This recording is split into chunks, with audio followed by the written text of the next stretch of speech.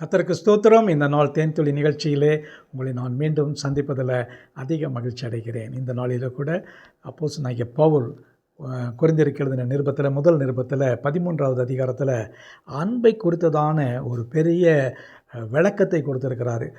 இது டெஃபனிஷன் என்று கூட சொல்லலாம். அன்புனா என்ன, அன்பு எதை செய்யும், அன்பு நமக்கு இருந்தாக்கா என்னென்ன காரியங்கள் கிடைக்கும் எல்லாம் சொல்கிறார்.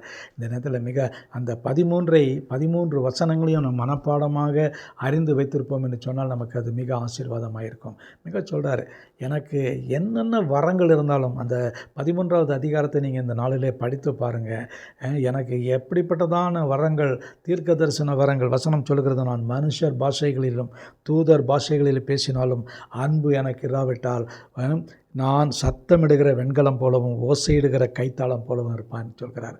இந்த 1 13 வசனங்களிலே அன்பு அன்பு அன்பு, இந்த அன்பு எனக்கு இராவிட்டால் நான் ஒன்றுமில்லை என்று சொல்கிறது. இந்த அன்பு ஒரு மனிதனுக்குள்ளாக வரும் என்று சொன்னால் எதையெல்லாம் செய்யும் என்றும் மிக அழகாக தெளிவாக சொல்லியிருக்கிறார். அதை நான் உங்களுக்கு படித்து காட்ட விரும்புகிறேன். மிக அழகாக சொல்கிறார் 4வது வசனத்திலிருந்து, அன்பு நீடிய சாந்தமும் தயவும் உள்ளது, அன்புக்கு பொறாமையில்லை, அன்பு தன்னை புகழாது, அன்பு இருமாப்பாயிராது, அயோக்கியமானதை அன்பு செய்யாது, தற்பொழிவை அன்பு நாடாது, சினமடையாது, தீங்கனையாது, அநியாயத்தில் சந்தோஷப்படால் சத்தியத்தில் சந்தோஷப்படும். இதே அன்பு எதையெல்லாம் சாதிக்கும் என்று சொன்னால் சகலத்தையும் அது தாங்கக்கூடியதாக இருக்கும், சகலத்தையும் விசுவாசிக்கும், சகலத்தையும் நம்பும், சகலத்தையும் சகிக்கும். அன்பு ஒரு காலம் ஒளிந்து போகாது. இப்படிப்பட்டதான இந்த அன்பு நம்முடைய வாழ்க்கையில் இருக்கணும். இன்றைக்கி அநேகர் இந்த அன்பை குறித்து 1 மணி நேரம் 2 மணி நேரம் கூட பிரசங்கம் பண்ணலாம். ஆனால் வாழ்க்கையில் அந்த அன்பு இல்லாமல் சிடுசிடுன்னு இருந்தாக்கா அன்புக்கும் சிடுசிடுக்கும் வித்தியாசம் இருக்கிறது. அன்பு இருக்கிறவங்க இடத்துல அதெல்லாம் இருக்காது.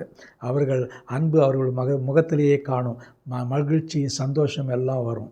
இந்த அப்போஸ்தலனுடைய பவுலனுடைய ஆலோசனைகள், இந்த வசனங்கள் எல்லாம் பரிசுத்த ஆவியானவராலே இன்றும் நமக்கு பிரயோஜனப்பட, நமக்கு இது உதவியாக இருக்க கொடுக்கப்பட்டிருக்கிறது. இந்த அன்பு வருகிற இடத்துலலாம் என்னுடைய பெயரை போட்டுக்கணும். அன்புக்கு பொறாமை கிடையாதுனாக்கா என் பெயரை வைத்துக்கொண்டு எனக்கு பொறாமை இல்லை என்று சொல்ல வேண்டும். என் அன்புக்கு சினமடையாது என்று சொல்லும் பொழுது நான் சினமடைய மாட்டேன். ஏன்னா அன்புங்கிறதான ஒரு காரியம் வரும் பொழுது அங்கே சினமோ கோபமோ எதுவும் வராது. அந்த அன்பு சகலத்தையும் தாங்கும், சகலத்தையும் சகிக்கும், எல்லாவற்றையும் அது பொறுத்து கொள்ளும். அதுதான் தேவ அன்பு. தேவன் நம்மை இன்றைக்கு நேசிக்கிறான்னு சொன்னால் நம்முடைய தகுதி அல்ல, நம்முடைய ஒரு நீதிமான ஒரு வாழ்க்கை அல்ல. பாவத்திலிருந்து நம்மை அவர் அன்பு கூர்ந்ததுனால தான் நமக்கு ஒரு வாழ்க்கை கிடைச்சிருக்கு. ஆகவே இந்த நாளில் நாம் இந்த அன்பை நம்ம முதலாவது அனுபவிக்க வேண்டும். எனக்குள்ளாக அந்த அன்பு இருக்கிறதான்னு பார்க்கணும். மனுஷீக அன்பு நமக்கு தேவை. அதே நேரத்தில் தேவ அன்பு நமக்கு இருக்கும் என்று சொன்னால் தேவன் அதை விரும்புகிறவராக இருக்கிறார். அந்த அன்பை நம்ம மற்ற இடத்துல காட்டும் பொழுது கிரியையில் தான் செயல்படுவோம். இந்த அன்பு என்று பேசிக்கொண்டு இருக்கிறதுல பிரயோஜனம் இல்லை. அன்பு கிரியையிலே வெளிப்பட்டு மற்றவர்களுக்கு நன்மையான காரியங்களை செய்யணும். நம்முடைய குணாதிசயங்களையும் மாற்றிக்கொள்ளக்கூடியதாய் காணப்படணும். ஜெபிப்போமா. நல்ல ஆண்டவரே, இந்த 1 கொரிந்தியர் 13 சொன்னப்பட்ட அன்பை குறித்து சொன்ன எல்லா வசனங்களும் எங்களுக்கு பொருந்தக்கூடியதாக இருக்கிறது.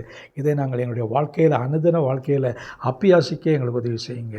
எல்லா காரியத்தையும் உங்களுடைய கருத்தில் ஒப்பு கொடுக்குறோம்.